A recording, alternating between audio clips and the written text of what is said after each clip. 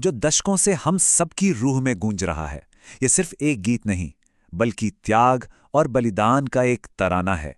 आज हम इसी की कहानी को समझेंगे, इसके 3 किरदारों की नजरों से, एक सैनिक, एक शायर और एक पूरा मुल्क। और गीत की शुरुआत होती है इन अमर पंक्तियों से। जरा सोचिए, जंग का मैदान है, एक सैनिक अपनी आखिरी सांसें ले रहा है। ये सिर्फ शब्द नहीं है, ये एक विरासत सौंपी जा रही है, एक जिम्मेदारी दी जा रही है। तो चलिए मिलते हैं हमारे पहले किरदार से, एक गुमनाम मरता हुआ सैनिक, जिसके आखिरी अल्फाज ही इस गीत का दिल हैं। उसकी आवाज़ सीधे जंग के मैदान की उस उथल-पुथल से हम तक पहुंचती है। ये गीत हमें सीधा उस सैनिक के शारीरिक संघर्ष में खींच लेता है। सांस थमती गई, ये सिर्फ शायरी नहीं है, ये वो कड़वी हकीकत है जहां जिंदगी धीरे धीरे हाथ से फिसल रही है। और फिर महसूस होती है हिमालय की वो जमा देने वाली ठंड, नब्ज जमती गई। मतलब मौत सिर्फ दुश्मन की गोली से नहीं, बल्कि उस बर्फीले मौसम से भी आ रही थी। और यहीं तो इस गीत का असली जादू है। जिस्म भले ही साथ छोड़ रहा था, पर रूह हार मानने को तैयार नहीं थी। सोचिए, जिंदगी पीछे छूट रही थी, लेकिन कदम आगे ही बढ़ते जा रहे थे। तो ये गीत ना सैनिक के अंदर चल रहे एक बहुत गहरे संघर्ष को दिखाता है। देखिए, एक तरफ उसका शरीर टूट रहा है, सांसें थम रही हैं, नब्ज जम रही है, और उसे सर कटने का भी कोई गम नहीं है। लेकिन दूसरी तरफ उसका हौसला, उसकी बहादुरी मरते दम तक कायम है। और सबसे बड़ी बात, उसने हिमालय का सर झुकने नहीं दिया, जो कि देश के गौरव का प्रतीक है। अब देखिए, ये जो काव्यात्मक बातें हैं ना, ये किसी कहानी से नहीं, बल्कि एक असली संघर्ष से निकली हैं। इस गीत के पीछे एक ऐतिहासिक सच्चाई छिपी है, जिसे जानना बहुत जरूरी है। तो बात शुरू होती है 1962 के भारत-चीन युद्ध से। उसी जंग के ठीक 2 साल बाद 1964 में एक फिल्म बनी जिसका नाम था हकीकत, और ये गीत उसी फिल्म के लिए लिखा गया था। देखिए, जंग तो खत्म हो गई, लेकिन ये गीत एक ऐसी विरासत बन गया जो आज भी जिंदा है। और फिल्म का नाम भी देखिए, हकीकत मतलब सच्चाई। इस फिल्म का मकसद सिर्फ जंग की कठोर सच्चाई दिखाना नहीं था, बल्कि एक सैन्य हार को हिम्मत और नैतिक जीत की एक यादगार कहानी में बदलना भी था। तो अब वक्त है हमारी कहानी के दूसरे किरदार से मिलने का। वो शख्स जिसने उस सैनिक को उसकी दमदार और हमेशा याद रहने वाली आवाज दी।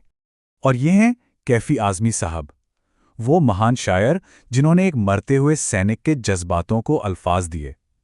उन्होंने पूरे देश की उस वक्त की भावनाओं को पकड़ा और उसे एक ऐसे गीत में ढाल दिया जो आज भी गूंजता है।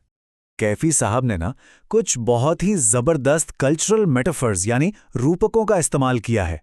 हिमालय का सर सिर्फ एक पहाड़ नहीं, ये भारत का मान सम्मान है। और जब वो कहते हैं आज धरती बनी है दुल्हन साथियों, तो वो मातृभूमि की कल्पना एक ऐसी दुल्हन के रूप में कर रहे हैं जो अपने रखवालों के खून से सजी है। और यहीं से हम पहुंचते हैं अपने तीसरे और आखिरी किरदार पर, यानी खुद हमारा देश और वो भूमिका जो उसे निभाने के लिए कही गई है। सैनिक बार बार एक शब्द का इस्तेमाल करता है, साथियों।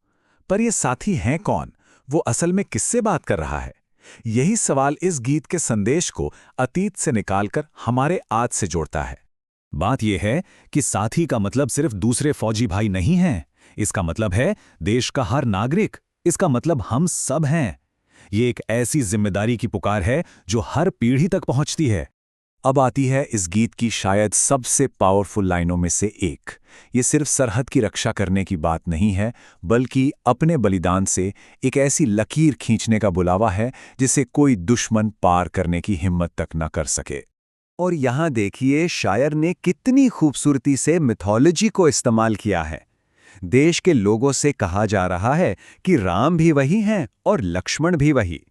उन्हें अपनी मातृभूमि यानी सीता की पवित्रता की रक्षा करनी है, ताकि कोई रावण उसकी तरफ आंख उठाकर भी ना देख सके। तो आखिरकार ये पूरा गीत है किस बारे में? ये है एक विरासत के बारे में, बलिदान और जिम्मेदारी की एक ऐसी अटूट कड़ी के बारे में जो कभी टूटनी नहीं चाहिए। गीत इस पूरी बात को ना कुछ स्टेप्स में समझाता है। पहली बात कि बलिदान का ये रास्ता, राह कुर्बानियों की, कभी खाली वीरान नहीं होना चाहिए। दूसरी कि नई पीढ़ियों को नए जुलूसों, काफिले के साथ इसे आगे बढ़ाना है और आखिर में जीत का असली जश्न तो तभी है जब ये सिलसिला चलता रहे। और ये सब कुछ आकर एक जगह सिमट जाता है, सर पर कफन बांध लो। ये एक बहुत ही ताकतवर मुहावरा है। इसका सीधा सा मतलब है मौत के लिए तैयार हो जाना। ये सबसे बड़ी प्रतिबद्धता की मांग करता है, बिना किसी डर के लड़ने का एक संकल्प। तो ये गीत हमें एक आखिरी सवाल के साथ छोड़ जाता है।